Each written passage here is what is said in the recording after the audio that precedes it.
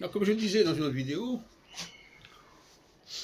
j'ai étudié de près la biographie de Charles de Gaulle, du moins depuis 1940 jusqu'à sa mort 30 ans plus tard, c'est déjà pas si mal, à la lumière évidemment de l'astrologie que je préconise et que j'ai restituée, qui est l'astrologie ex-sols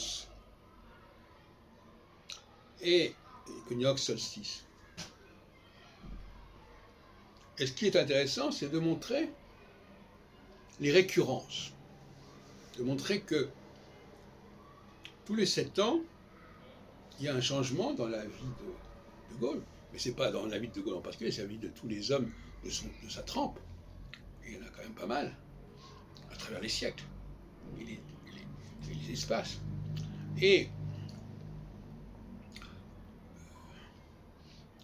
donc on peut, tout comme les romans avaient fait un travail sur Verlaine, on peut prendre la vie de Gaulle comme un modèle que l'on peut transposer dans la vie de tous les leaders, si on veut. Savoir avec cette espèce de processus cyclique et sinusoïdal, avec des montées, des descentes, etc. Et le leader doit être évidemment préparé à ce qu'on pourrait appeler des montagnes russes, en quelque sorte. Ce processus de montée, de redescente qui fait penser un peu au mythe de Sisyphe. Et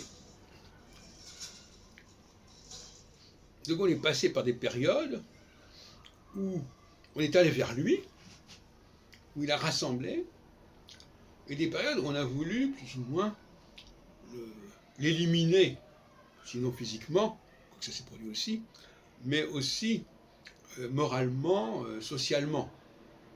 Il ne faut pas oublier que la période des années 1940-1944 a été une période où il a été dégradé, où il a été poursuivi, condamné, etc.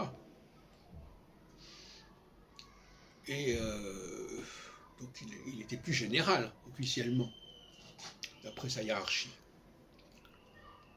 Et puis du côté des Alliés, sa situation n'était pas non plus très très brillante, et il n'était pas invité partout, loin de là. Il n'était pas à Yalta. Roosevelt ne l'aimait pas beaucoup, et à travers De Gaulle, c'est la France elle-même qui était méprisée par les Américains. Et les Américains avaient l'intention de mettre la France sous administration américaine, comme ils l'ont fait peut-être ensuite avec le Japon, après Hiroshima, etc. Donc, ce n'était pas une situation très très gaie. Mais enfin, cela dit, on est passé, à partir de juin 1944, on est passé à une phase saturnienne, solsticiale, et par conséquent, à ce moment-là, la cote de Gaulle et la cote de la France, par ricochet, est remontée. D'où le fait que, par exemple, la France a eu, quand il s'agissait de l'occupation allemande, de l'Allemagne, elle a eu ses secteurs qui étaient sous son autorité. Même Berlin avait un secteur sous l'autorité française, etc. Donc, voilà. Et puis après, ça recommence. Après, 1944, il devient chef du gouvernement provisoire de la République, mais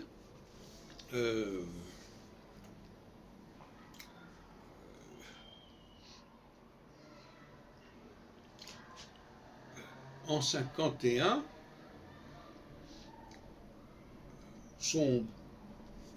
le parti qu'il avait fondé, le RPF, le Rassemblement du peuple français, va connaître un très grand nombre de défections, et une grande partie de ces députés vont passer du côté de Pinet, etc. Et en revanche, à nouveau, en 1958, il revient au pouvoir, il est rappelé, on le demande, etc. Et puis encore une fois, en 68-69, il est rejeté, son projet de référendum n'est pas approuvé, etc. Et il doit partir, il doit démissionner. Voyez-vous, donc, il y a constamment cette alternance de montée, de descente qui caractérise les hommes de la trempe de De Gaulle.